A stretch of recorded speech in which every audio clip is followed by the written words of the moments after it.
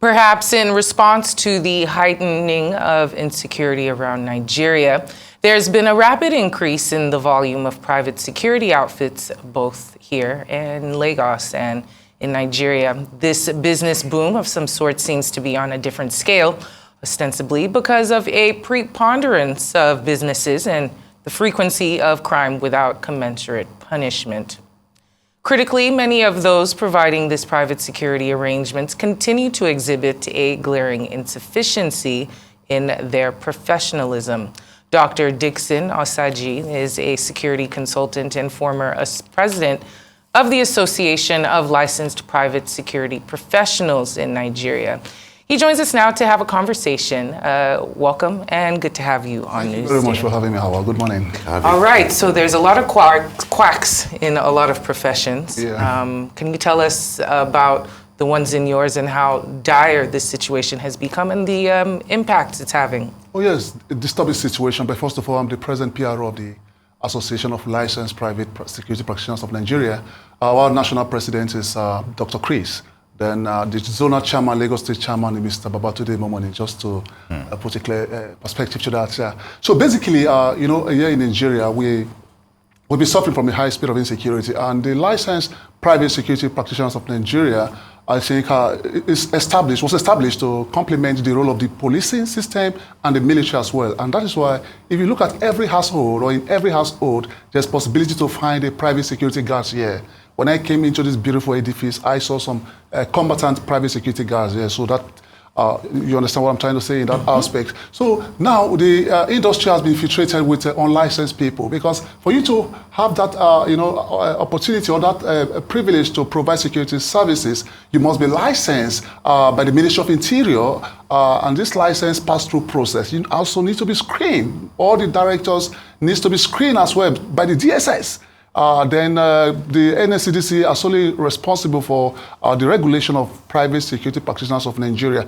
Now, the whole essence of this screening is to ensure that they take the criminal out from the market, because there's possibility someone who's an ex-convict can just come out, establish a business, claim he's a private security owner, then project security guards in the home of a VIP, get information, get surveillance about that VIP, kidnap that VIP, or work with criminal elements. So that is why we are calling on Nigerians, business owners, entities, to ensure that they do not patronize unlicensed security company, because it is a security threat and a risk to Nigerian lives. All right, Dr. Osagie, okay, you just mentioned the fact that you have, some of these agencies who regulate these security outfits, but how do you identify the unlicensed ones? We've seen a proliferation of many security outfits. Yeah, sometimes you go to events, you find these huge-looking guys, bouncers, with all their body armor and stuff like that. You think all in, well, it could be in black or black and white, as it were. And you find out, okay, fine, perhaps these guys have some kind of training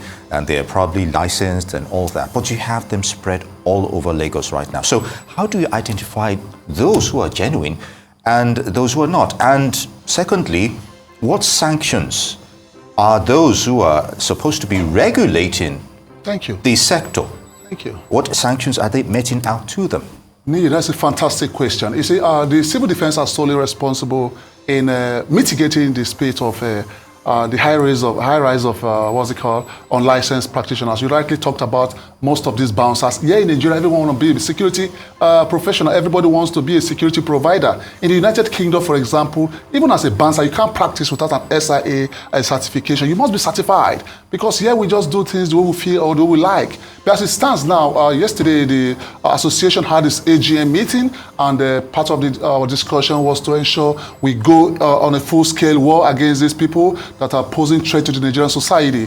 And the Commandant General of the Nigerian Security and Civil Defense Corps, CG Abubakar Audu, Mohammed Audu, is doing a very great job in the area of getting these guys. And whenever these guys are being apprehended, the first thing I think they do, they are handed over to the police. But I think we need a stiffer actions.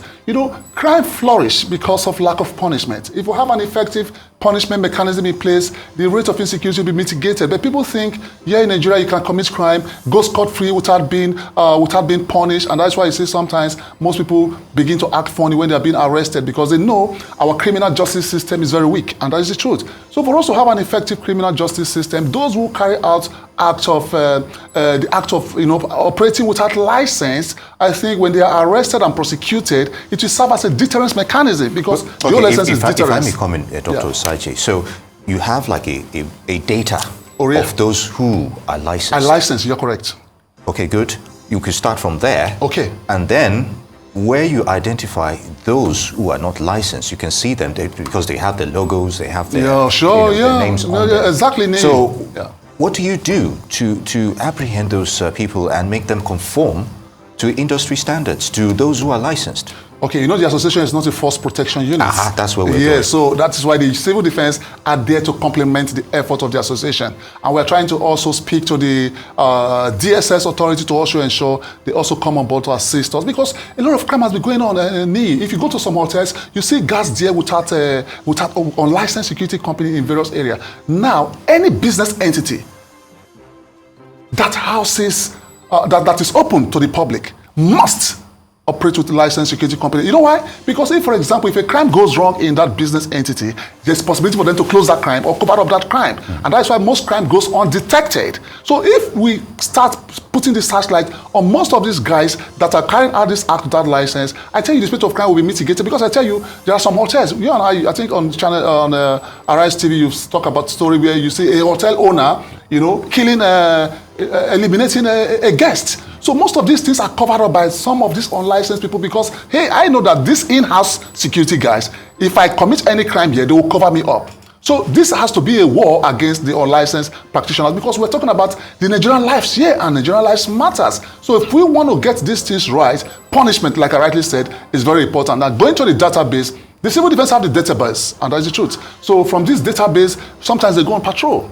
And sometimes on getting to these locations where these guys are operating without license, they tend to apprehend them. But that's not enough. Let us apprehend those who are carrying out this unnecessary act. And also the business owner too should be made to pay the price. If you are in your personal house, it's no problem. You can put whatever you want to put there. But don't forget that whenever an incident transpired in your home, investigation tends to play. And when you look at the post-mortem analysis, most times, most crimes that happen in our various homes goes undetected and sometimes are not even reported to the police. So the civil defense now needs to wake up to this fight because they are solely responsible. The federal government has given them the mandate because in 1986, the act was created for them to, regulate the private security company. So if we start picking most of these guys that are carrying out this act and awarding them punishment, I tell you, a lot of companies will sit tight and, look at the path of necessity.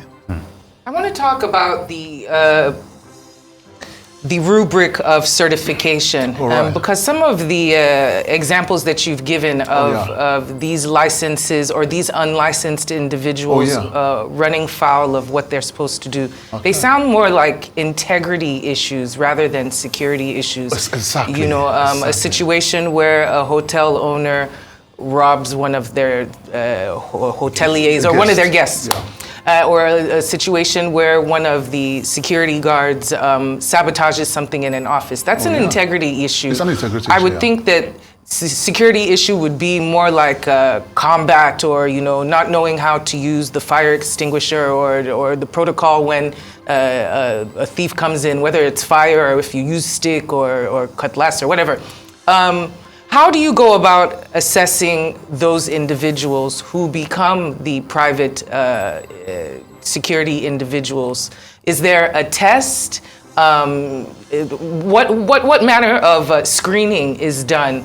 Because clearly it's not just their skill set that needs to be assessed. It's their morality, their ethics, their integrity, all of that, their background. Oh, that's a fantastic question. And if you look at the public market, we have close to about 5 million employees from the private security sectors. And when you look at the role of protection officers, the whole essence is the protection of lives and prevention of losses. Now, when you approach me as a client that you want security guard, it's my own sole responsibility to provide you with effective guards that are well trained. And most times, the training lasts within 2 weeks to 1 month, and some other security company takes their training above 1 month, and also on-the-job training, because these guards you see there, they're not just guards, they are protection officers, and that's why they're trained on the area of crime prevention through environmental design. Specifically looking at Lekki, for example, you could be able to tell the type of crime that are imminent here in Lekki. If you look at Osagie, there are types of crimes that are imminent in Osagie: pickpocket, snatching of bags, or whatever the case may be. So crime are specific in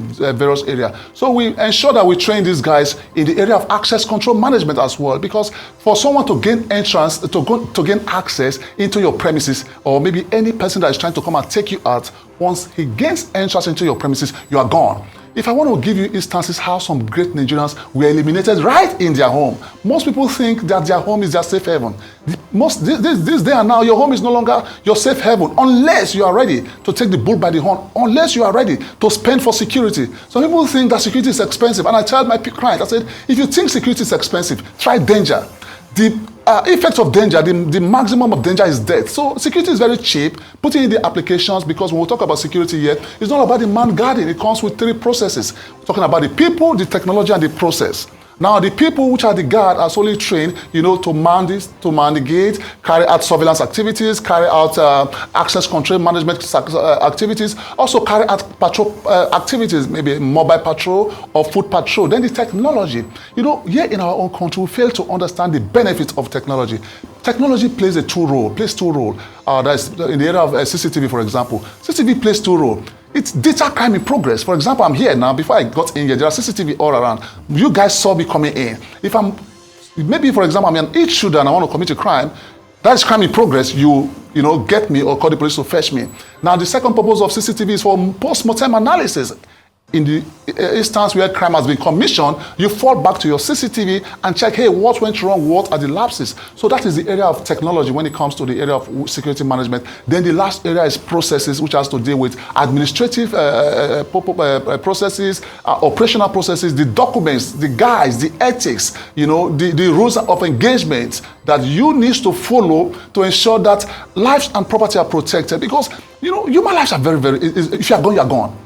Most times we treat human lives with levity. So that is the major role private security practitioners are practicing, and that's why we are advised: do not patronize quacks. When you patronize quacks, you are putting your life at risk. An incident transpired some weeks ago.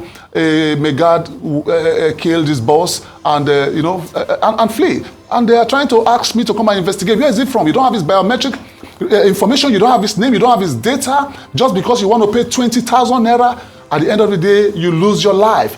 Now, if you patronize or license people, there's possibility if an incident goes wrong, you will not be able to track that very person. This guy in question is already in Niger Republic. We can't trace him. We went there, tried to look, how do you want to trace him? No data, nothing. So that's why we have called on the Commandant General of the NSCDC to wake up, put his men on the track to ensure that, hey, we fetch this guy out of the market, and that is going to ensure that we live in a state of positive peace.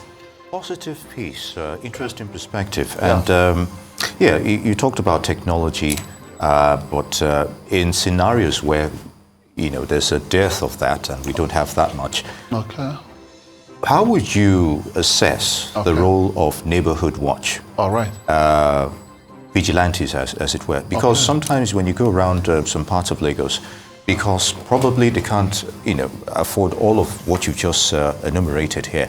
Okay. They depend on that. You have estates that have vigilantes, they have a neighborhood watch, and sometimes within such estates, there are also security, firms as well, guarding, different, buildings and what have you. So, how complementary are those professionals, but to a large extent, which has been accepted by the public? I'm talking about the neighborhood watch and, of course, community policing aspect of because like it or not, that's also part of community policing as well. It's the people that will be able to give intelligence. Oh, you're looking for someone? Oh, he's right over there. That's where he left and stuff like that. So yes, technology is good. It's good to have these licensed security outfits, but how complementary are vigilantes and all those? In fact, excellent questions. You can't give what you don't have. and that is the truth. You can't post to be a security professional when you cannot respond to crime. You can't post to be a security professional when you cannot, communicate. Sometimes we just think that, oh, neighborhood watch. Agreed, maybe because of because of where we are. Most times we want to compare ourselves with the international community, United Kingdom, US. They started many years ago. Their democracy started hundreds of years ago. So, but, we need to start getting things right. Getting things right in the sense that these neighborhood guys, they need to be trained. Training is very essential to development. Training is very essential. Take, for example, maybe there's a crime in progress, or maybe someone is trying to come and commit a crime within that given community. And these guys in question that are not even trained in the area of psychological application. Because CCTV, one of the beautiful things about CCTV is that it plays a role of psychological deterrence. Psychological deterrence in the sense that if you're going to an environment to go and commit a crime, and you are aware that CCTV is there, even if the CCTV is a dumb CCTV, you will think that, hey, I'm under watch. You understand? So that is why CCTV plays a very big role in the area of security. But coming back to your question, the neighborhood watch of a thing, I think it's time for Lagos State government to say, hey, it's time for us to get it right. Don't put someone who is not well trained to protect. Could they be trained? Yes, they can be trained. Mm-hmm. They can be trained. There's all called native intelligence. Like you rightly said, some people cannot read and write, but it could be able to tell you that, hey, Mr. Dickson just appeared within this environment. He's not a known face, and he communicates that to the police, and the police will fetch that intelligence. That is where we have to look at the area of intelligence application when it comes to crime prevention, because sometimes we fail to look at the area of intelligence. Right now, we are alive. Most people are listening to us. Some criminals are listening. Even those that are practicing without license, they are listening. You understand? So the media is an open source intelligence, because that's where you go to get information. So these guys that are not well trained, I think we should bring them on board under an umbrella, train them in their own area, specific area, but there should be a form of hybrid security. Bring in the professionals to mix with them so that those professionals can, advise. Advisory is very important. How do you advise your client? If you perceive any threat, that is the area of threat perception. If you perceive any threat, you'll be able to advise your client.